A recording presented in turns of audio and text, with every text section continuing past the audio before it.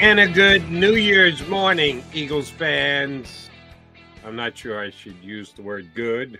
Hopefully, New Year means something other than just turning the page on a calendar, because everybody wants to turn the page after yesterday's debacle down at Lincoln Financial Field. You got MAGA Mac, John McMullen and Jordan McDonald here to start a new year for you. Unfortunately, it's going to be the same Eagles roster that's going to take the field on Sunday against the Giants and into the playoffs. And right now, Johnny Mac, they're just not good enough, plain and simple. We're going to break it down. We're going to analyze some stuff. We're going to try and answer some questions. But I just don't have any answers. You got any answers, Johnny Mac, as to what happened to this Eagle team over the last 6 weeks? No.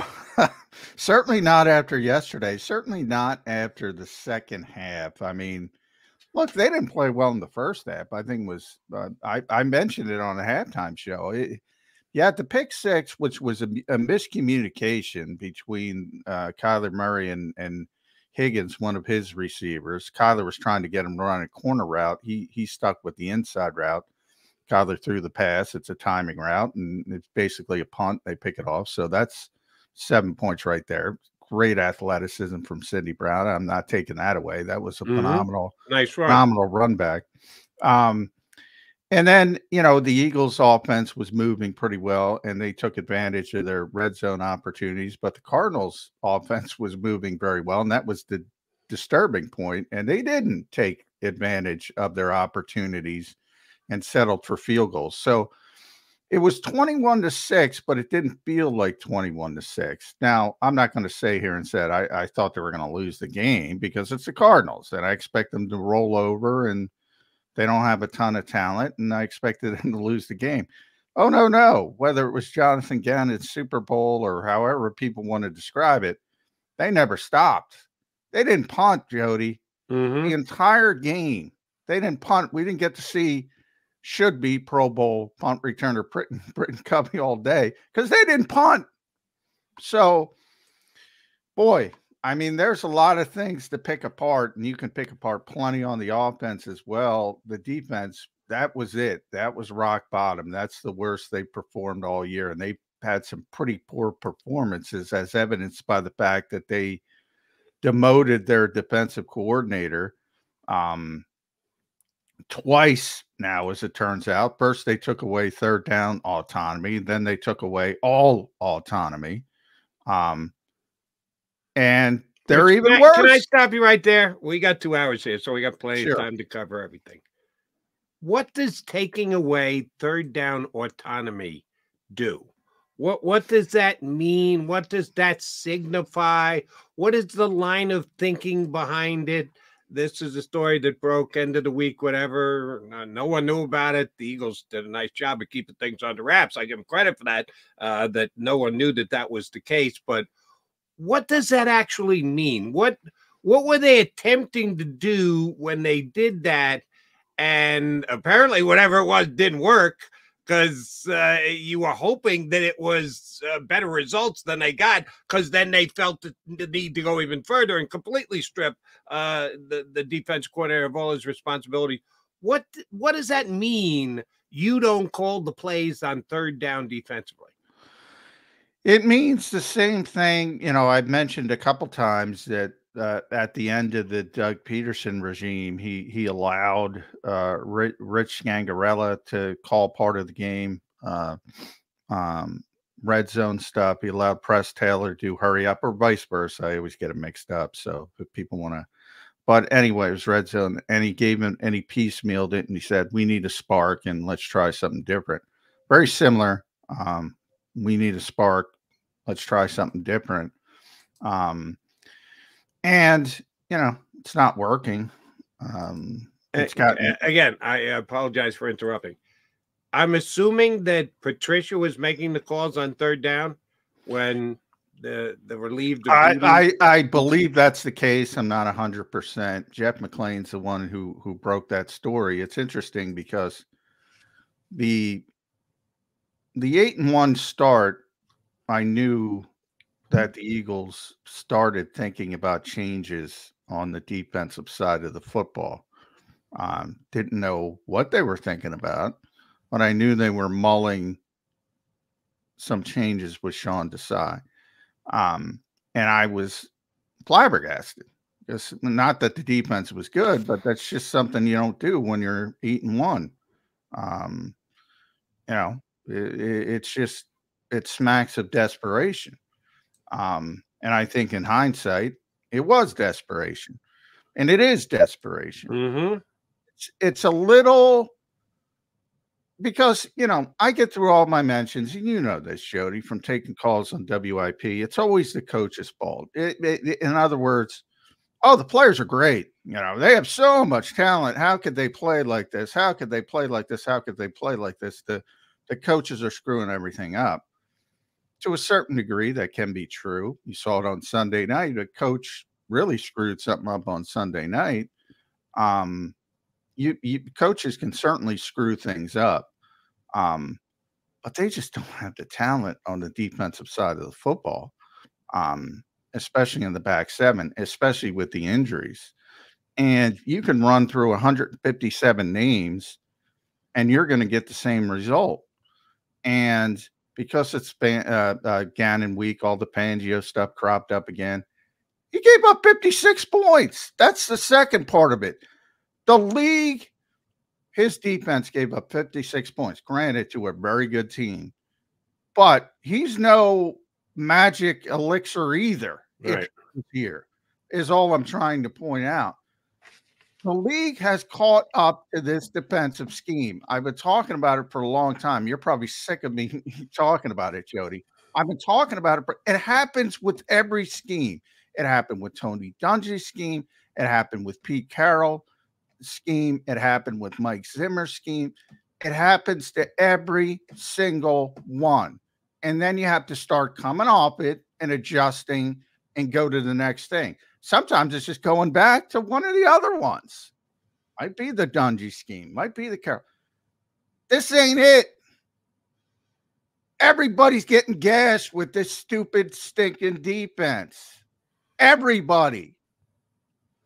And it's part scheme.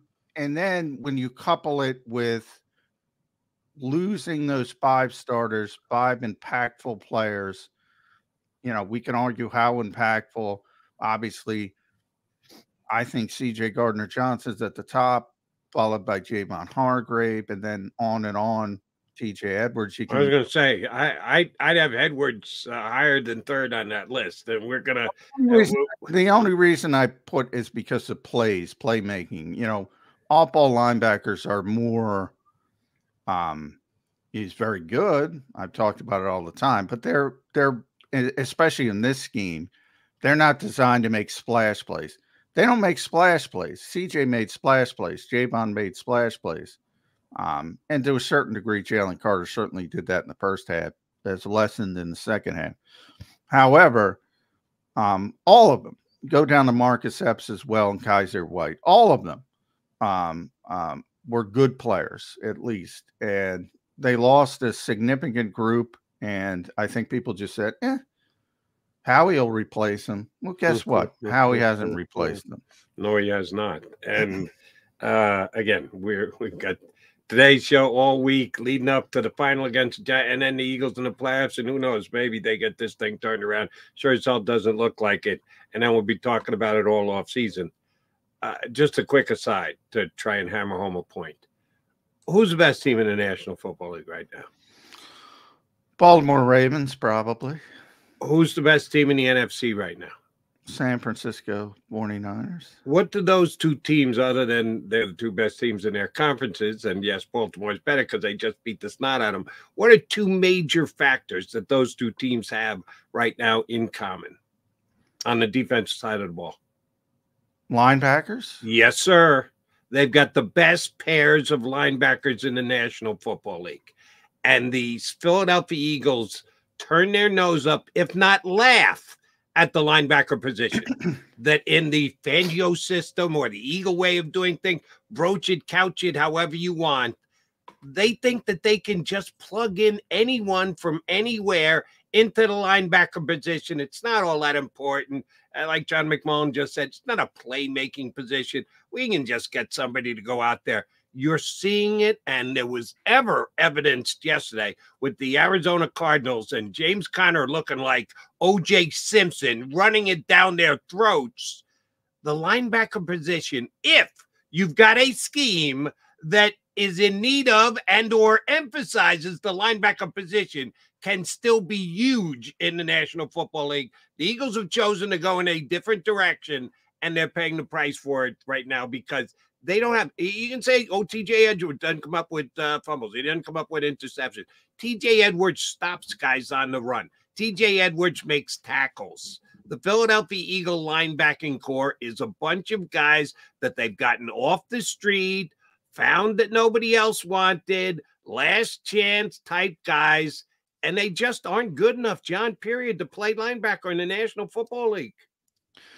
Yeah, I can't argue that. I mean, I agree with the organizational philosophy, but I think there's room to I think and I've said it pretty consistently. The organizational philosophy is the Fangio philosophy. You got to agree with it. No, I'm talking about their organizational philosophy of building rosters and valuing certain positions and devaluing others. That's what I was talking about there. I agree with that philosophy in general, but I've said pretty consistently they've taken it too far at linebacker. Certainly, you could. I don't think as much at running back because, you know, they went out and got Swift, and Swift's over 1,000 yards, and he's fine. There's no. I'm not Jeff Kerr. Jeff Kerr's going to be on at 820. He's the DeAndre Swift. I think he's an above average player. I think people overrate him, but I think they're fine at running back. They haven't gone too far. They've gone too far at linebacker.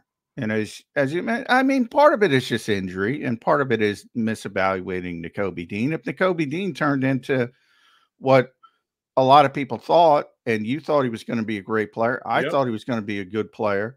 If he turned into what everybody thought, we're probably not having this discussion. So some of it's just misevaluation of that particular player. But I mean, that's what you get graded on in this business is results, and everybody knows it, and they get graded on the results of what they've done at linebacker. People are probably sick of me talking about TJ as well, because TJ's turned into such a good player, and he's having a great season with Chicago as well.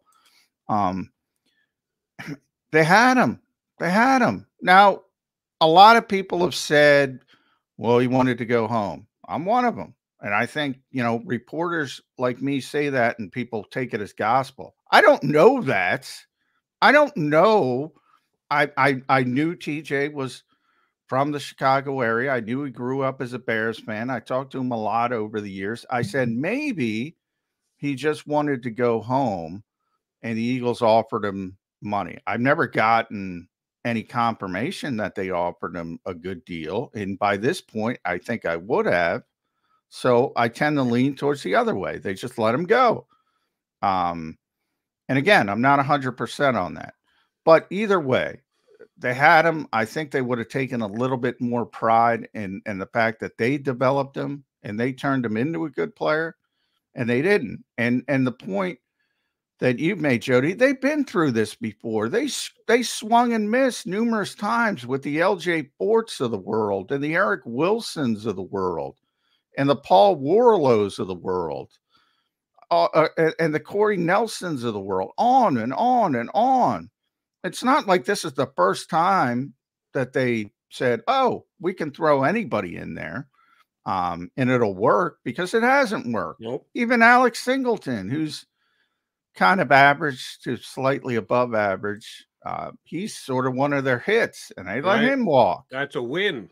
Yeah. They let him walk. Yeah, it's and it'll be very interesting to see if they, at least internally, they won't come on Birds 365 or WIP or with Marcus Hayes or Ruben Frank and go on a camera and or the mic and go, yeah, we've screwed up. We're going to change. They're not going to do that. They're not going to admit to it. I can decry it all I want here on this show, but you're never going to get Howie Roseman or any of the coaches to admit to that. Actions speak louder than words. We'll see if they put more emphasis on the linebacker position during the offseason. If they don't, that's just malfeasance as far as I'm concerned, because you paid a massive price for lack of linebacker talent this year. And yeah, your point about Nakobe Dean is dead on. I have no idea. I talked up Nakobe Dean a blue streak from draft day straight through to when he got hurt and the season was over and done with. I believed it was just a matter of time. At some point, it's going to kick in. This kid's going to become a well above average defensive linebacker in the NFL. I have no faith that that's going to be the case now. He's just going to have to go out and do it. You can't pencil it. I think part of the problem was they penciled him in as what I thought he was going to be, an above average linebacker, a playmaking linebacker. And they got none of that from him. Either he was hurt or either he wasn't what he was supposed to be. Yeah, that's the more when he was on the field, which wasn't a lot. He wasn't, he was okay, but it was just not a difference maker. No. Yeah, so I agree with you. You can't just now it's not over for him either. I mean, he could certainly, get healthy. We saw it with Jordan Hicks early in his career. Jordan Hicks had a ton of injury concerns. Getting hurt early in his career. All of a sudden, he got healthy. He went on a streak where he went 4 or 5 consecutive years not missing a game, and he turned into a very good player. He was a very good player here when he was on the field. So it's not over for Nakobe Dean, but yeah, I would find hard to go into next season and say, oh, I'm going to pencil him in, as you rightly pointed out, as they penciled him in this year with no evidence other than, well, I shouldn't say no evidence. I mean, he was a great player in college, but right. No evidence at this level. And I will once again, as Jonathan Gannon basks in the glow of yesterday's win, and more power to him, I still think he was guilty of malfeasance last year, never getting him on the field. You needed a better look at Nakobe Dean than you got his rookie season, so you could have more information to base your linebacker decisions going into the future on, and Eagles just didn't do that. But we'll jump back into the moment. It's kind of scary today, Eagles fans, because of what happened yesterday, what is yet to come, one more regular season game and then the playoffs. But the future is also scary too. So we'll try and balance it as best we can. Johnny Mack was down there yesterday, as was Jeff Kerr from CBSSports.com. It's a bit of an autopsy today here on Birds 365. Can we resuscitate the patient that is the Philadelphia Eagles?